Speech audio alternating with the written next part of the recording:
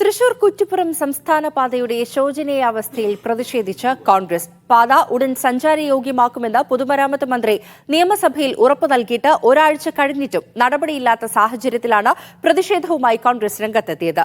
കുണ്ടും കുഴിയുമുള്ള road kilometre ചുറ്റിയാണ് ഇന്നലെ മുഖ്യമന്ത്രി തൃശൂരിലെത്തിയത്.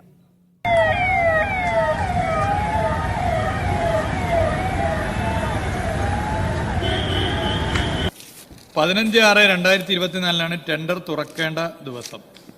ടെൻഡർ നടപടിക്രമങ്ങൾ പൂർത്തിയാക്കി പ്രവൃത്തി വേഗത്തിൽ നടത്തുവാനുള്ള ഇടപെടലുകൾ ഉണ്ടാകും എന്നുള്ളതാണ് ഈ സഭയെ അറിയിക്കാൻ ഞാൻ ആഗ്രഹിക്കുന്നത്.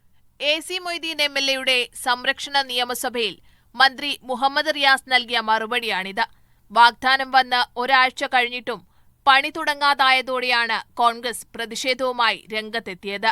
മഴുവഞ്ചേരി മുതൽ ചൂണ്ടൽ വരെയുള്ള 5 കിലോമീറ്ററാണ് യാത്രക്കാരുടെ നടുവൊടിക്കുന്നത്. കുണ്ടും കുഴിയുമല്ല, വലിയ ഗർത്തങ്ങളാണ് റോഡിന് പകരമുള്ളത്. വാഹനങ്ങൾ അപകടത്തിൽപ്പെടുന്നതും തകരാറുകൾ സംഭവിച്ച് മണിക്കൂറുകളുടെ ഗതാഗതക്കുരുക്കുണ്ടാകുന്നതും പതിവാണ്.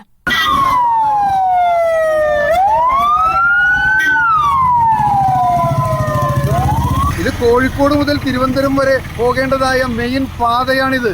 കുറ്റിപ്പുറം തൃശൂർ റോഡെന്നാണ് പറയുക. ചൂണ്ടൽ മുതൽ കേച്ചേരി വരെയുള്ളതായ ചെറിയൊരു ഭാഗത്താണ് ഈ ഇത്രയ്ക്കധികം വളരെ കഷ്ടപ്പെട്ടുകൊണ്ട് വണ്ടികൾ ഓടുന്നതായ കാഴ്ച നാം കാണുന്നത്.